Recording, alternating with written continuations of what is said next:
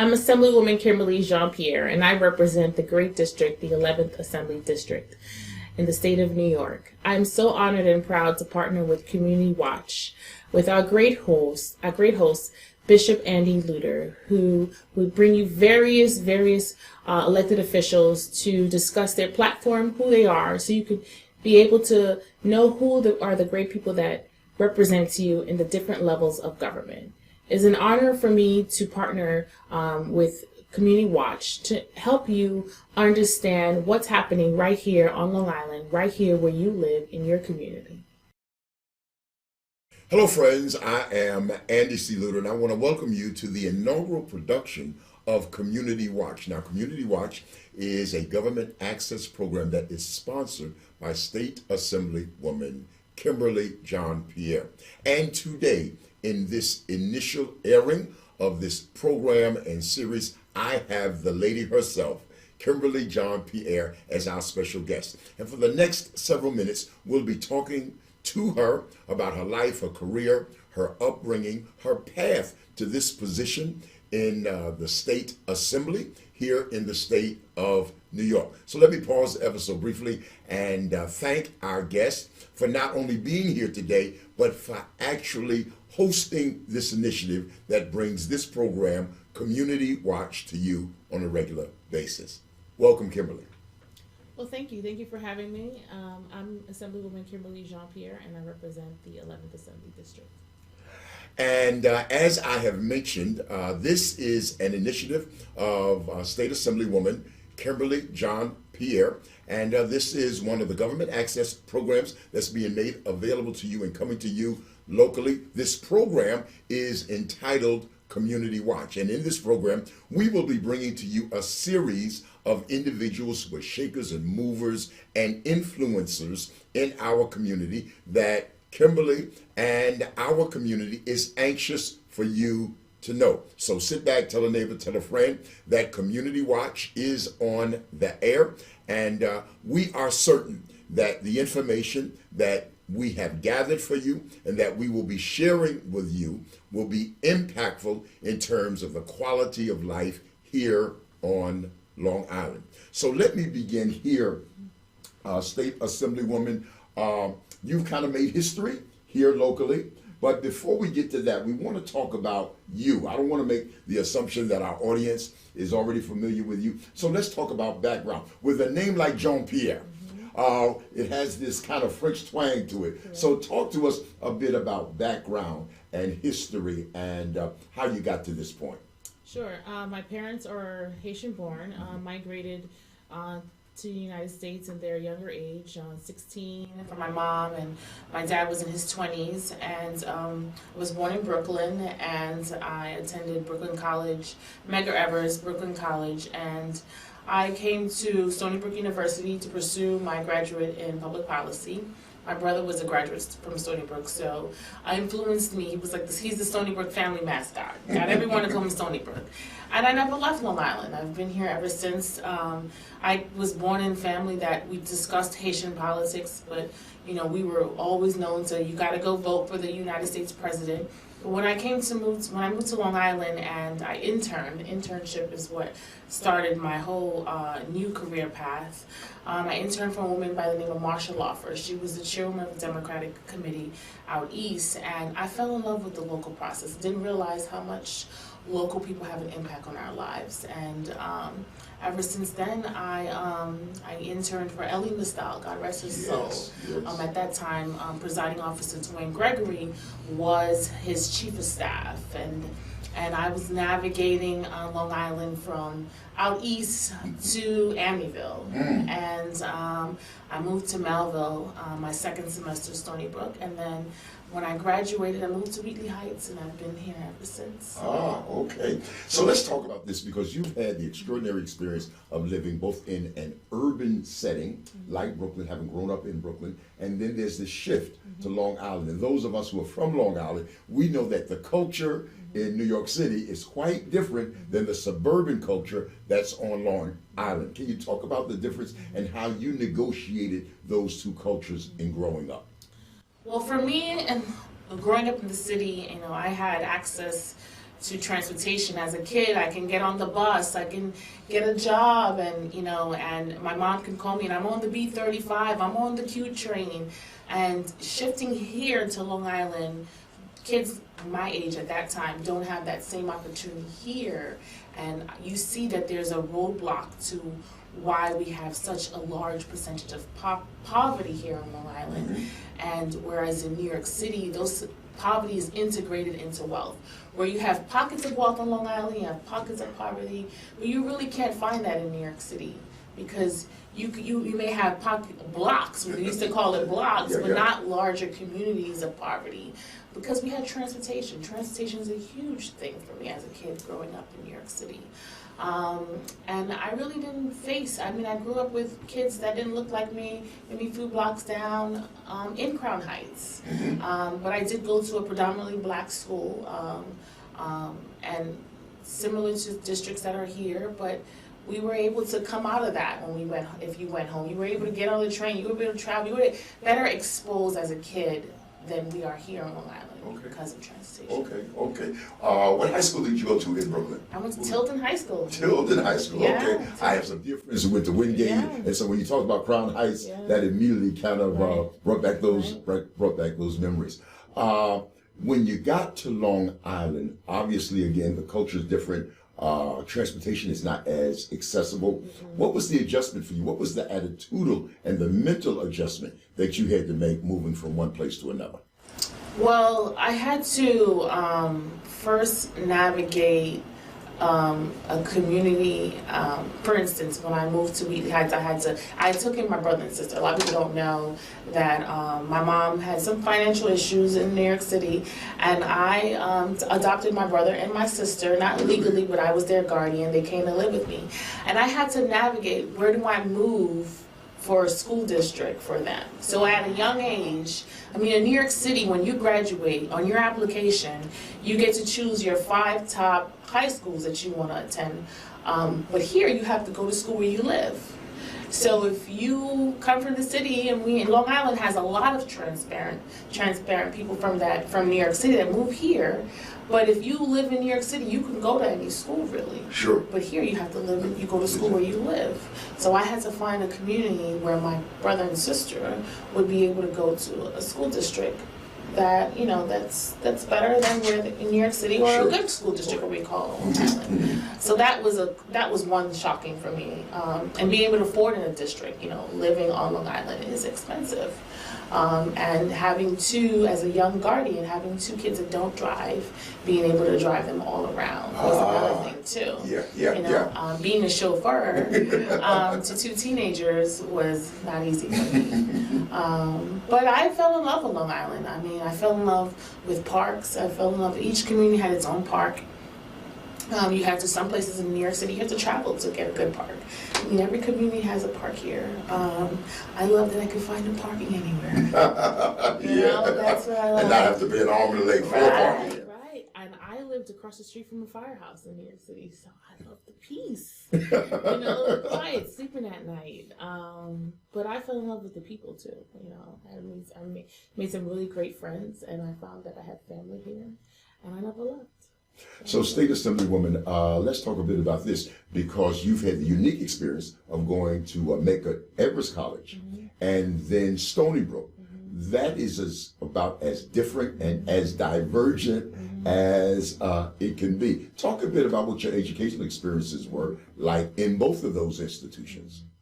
So I started at Megger, and it felt like home, because I went to the school where I grew up in Crown Heights. I was always involved from junior high school. I was class president in junior high school, vice president in high school.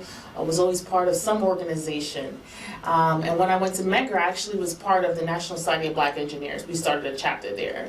And I majored in creative writing, and then I went to Brooklyn College and majored in English, minored in journalism. And from Stony Brook, it was a little different because it was grad school for me, and it wasn't as, I was on campus to, not really make the friends you think you would make as an undergraduate mindset versus Sure. a graduate mindset. And I lived in the Chapin Apartments, which was outside of the university, Okay.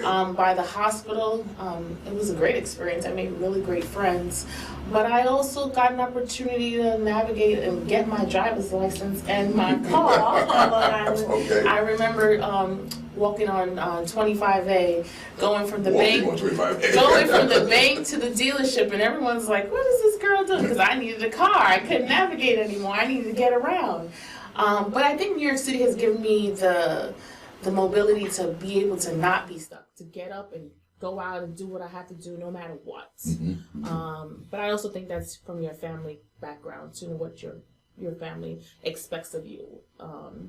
So I would say the college experience was completely different because I was in a predominantly black setting, and then Stony Brook was a very diverse setting.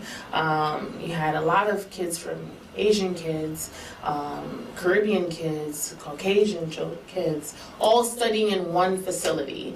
And when you think that's what the world looks like, it doesn't look predominantly black, it doesn't look predominantly white. The world is diverse. New York is a diverse place. So it was a really great experience for me. I am anxious to talk to you about your political career and path.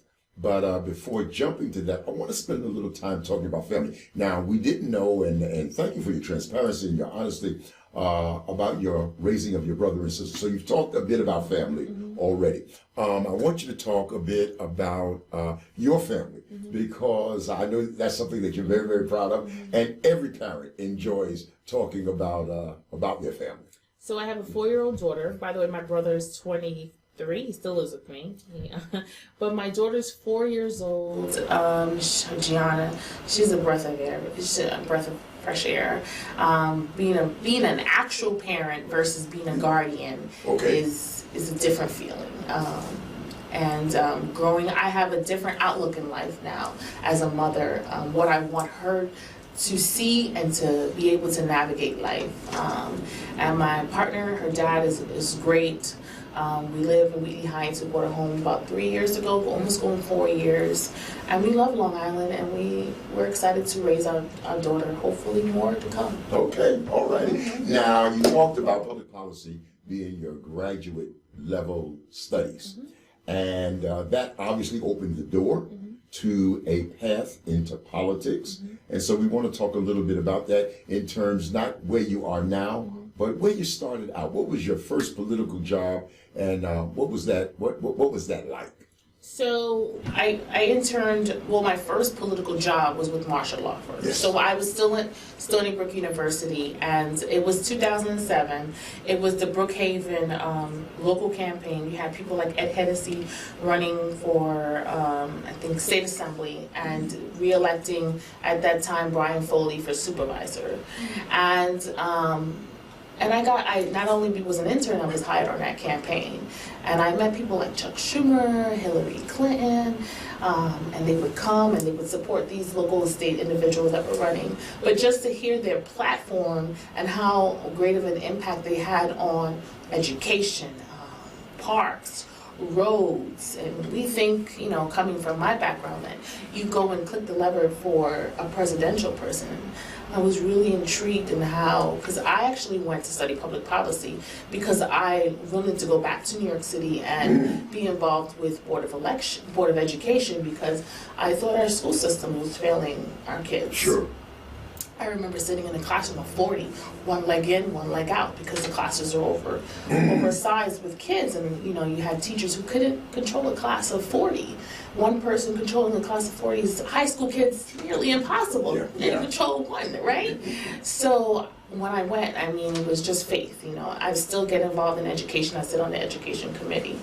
But I went from martial law firm, went to Dwayne Gregory's office. He ran his 2008 campaign, got on the trail, got more involved in communities, saw how much of a local office has greater impact in the community, between not only legislation, but advocating, people who have their lights turned off. Maybe you have an autistic kid. Maybe you have someone that needs to utilize electricity for a machine, an elderly person. Things that you don't consider that elected official offices do. So I really loved community. I really loved organizing.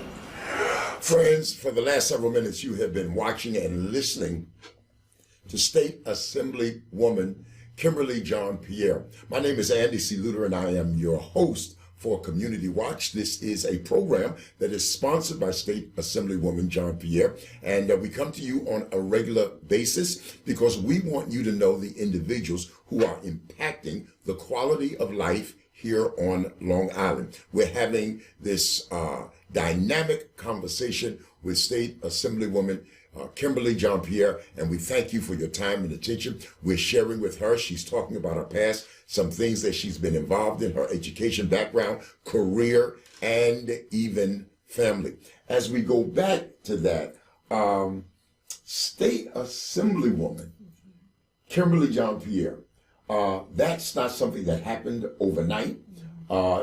The stars were somewhat aligned to make that happen. As a community leader, I well remember when the position became open, and there was a meeting that was hosted by Ellie Mistel in Wheatley Heights, and he brought community leaders together.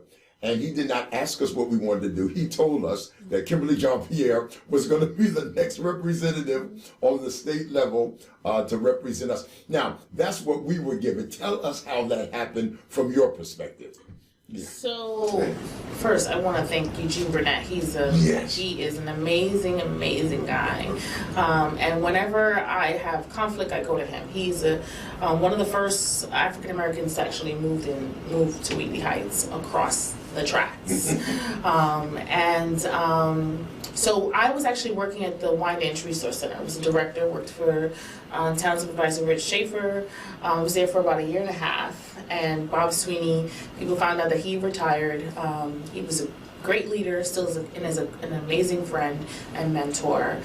He sat in this seat for about 26 years. And we found out that he was retiring in the paper. And I was very involved in the Democratic Committee, organizing for very selected officials that represent our area or have represented our area. And I was put on a panel to find a representative for this seat. Because I initially said no. I was comfortable where I was at the Resource Center, and I felt like I had a greater impact here. I didn't feel like I had the expertise to sit in the seat of the state rep. And when I was put in the panel, we met with very great people, but when we turned around, it was very difficult to make the decision. And everyone else said, it would be easier if you just said yes. And people like Dwayne Gregory and Jackie Gordon are two great mentors, two great friends, and said, well, what's next for the Resource Center? If you don't run, what will be next for you? And said you can make a greater impact and bringing home resources and changing lives legislatively and financially. You don't have to be the one to sit in a room. Everyone has a job, and everyone has a skill that you have to learn to develop. And so that's when I said yes. Okay. One of the things that we want to do and share with you is Kimberly Jean Pierre at work, and we've assembled some footage that we'd like to share with you with her being at work, and then after that we'll be right back to talk to her a little bit more.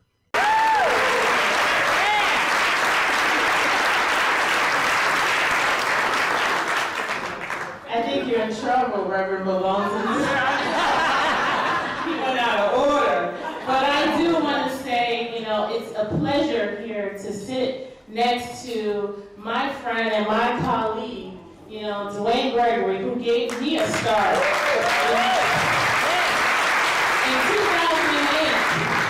In 2008, when I graduated Stony Brook, I was working for the Democratic Party out east.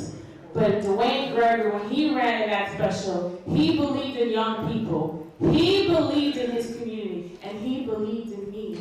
And that's why I stand here as your Assemblywoman today, because of my friend and my colleague, Dwayne Gregory. And what's so funny? The other side, they're scared.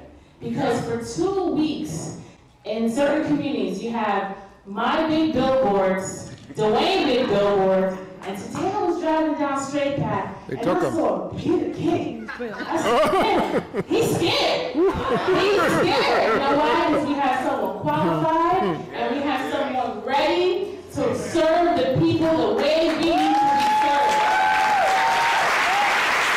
So I tell you here, today, it doesn't stop today. And it doesn't stop Tuesday. But Tuesday, we need to get people out. We need to get people out of their house and vote.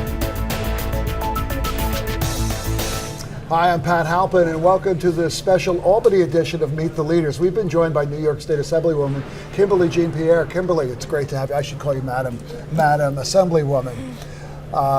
Since you represent part of my old assembly district, I have great respect.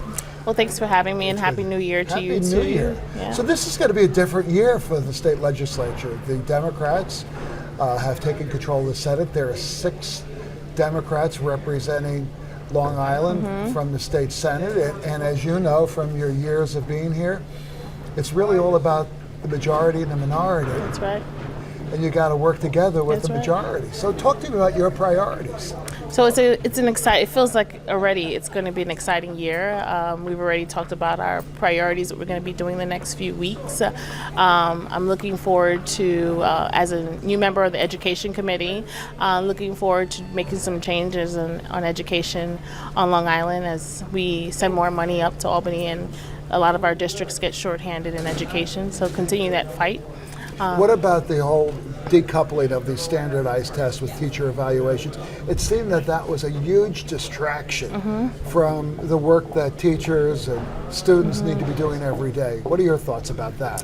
And I think we put a stigma on teachers, and teachers are our children's second parents. You know, as we speak today, my daughter started preschool, or her second day of preschool. Wow. And I give total respect to our teachers, and we need to do that in the state government to give them the respect that's due, because they are there with our students and provide them the tools that they need to be our future leaders. And I think as state elected officials, we should be giving them the resources and not putting negative stigma on them. That's a very interesting point, because I have never met a teacher that isn't for rigorous standards and improved curriculum and making sure that our kids are ready for the world that they're going to be inheriting. And you see our business community, they get it, because what they do is when school opens, they provide all these sales for teachers, because teachers are coming out of pocket and purchasing things for their students because the school lacks the funding to purchase. So not only they're not getting paid well, but they're taking out of their own personal income to provide essentials for our students. So education is the top priority. What else? Mental health, looking at our mental health. Well, that kind of gives you a sneak preview and a glimpse of Kimberly Pierre at work. And we want to come back to our conversation with her, because once you got into office, now you're dealing again with a whole different culture, because politics on Long Island, county legislature, town government is quite different than the culture in Albany, New York. What would you identify as the major difference between the two? Well, county government they do legislation for really local laws. And with every level of government, there's bureaucracy, there's politics that you have to navigate through any piece of legislation. But I would say the state legislation, and that's why we have 150 of us. There's 150 of us in the assembly, and we each represent over an average of 127 to 130,000 households. And we each have a different perspective, and we're in the majority. It's 108 of us. But we all have a common ground, and the common grounds are what our motto is: families first. And it can mean different things for different parts of the state. And there's a strong presence of city members, because there's 63 members that come from the city, and the rest of us come throughout the state, which are suburban areas. And sometimes Long Island kind of gets lost, because you have the upstate, and then they say downstate. But where does Long Island really fit? Like Long Island, Westchester, Yonkers, we're more suburban. We can relate to upstate and we can relate to New York City.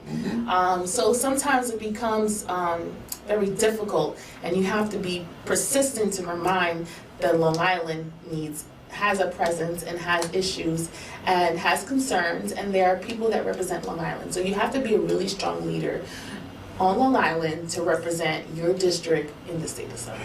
And let's talk a bit about this because, again, our viewers may not be familiar with the construct of state government. And they hear state senator, they hear state assembly person, and not always do we define the distinction between the two. Now, of course, that kind of parallels senator. We think of U.S. senator, we think of U.S. representative, but there's a bit of a parallel there. Can you talk a bit and help our audience understand what those differences are, and what makes you a state assembly woman as opposed to state senator? Right. So in New York State, there is the Assembly, which is the lower chamber of the House, and there's 150 of us.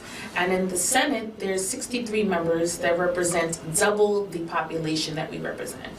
So if it's 130,000 household, they represent that times 2. Okay. And they just have a bigger district than we do, but we have, and so each legislation has to go through our house and then their house, or vice versa, their house then our house.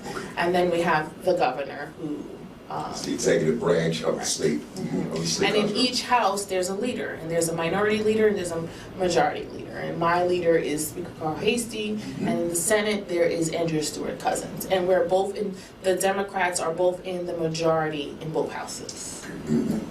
And what then is your length of office, and how long can we count on you to deliver where you are right now?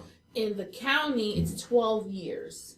And for his county legislature in Suffolk County, I believe Nassau County is the same. However, in the state, there's no term limits. Okay. So as long as you are reelected, There's members in the assembly who have been there for 45 years. I'm not gonna be there. Not even that long, but 45 years. But time goes fast. I'm in my 5th year. Okay. And I just felt like I just started. I still am navigating. I'm still learning. So.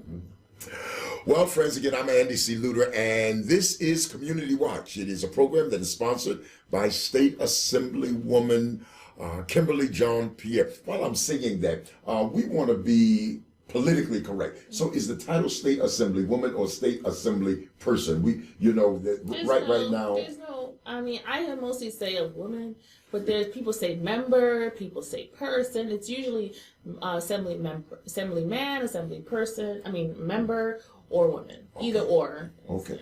So again, this is a program that is sponsored by State Assembly Person, Member, Woman, Kimberly John Pierre. I am your host, Andy C. Luter, and we'll be coming to you with programs of this type and sort every week. And we're just so delighted that Kimberly John Pierre is the sponsor of this program, and we're ever grateful to her to be able to come to you with a variety of people, diverse individuals that we'll be sharing with you over the next several weeks. And we are able to do so because of her sponsorship. We'll be back next week with another episode with Kimberly John Pierre. We want to talk about some of the legislation that she's involved in, some of the activities that she's involved in, some of those things that she is passionate about and that she has thrown her support behind.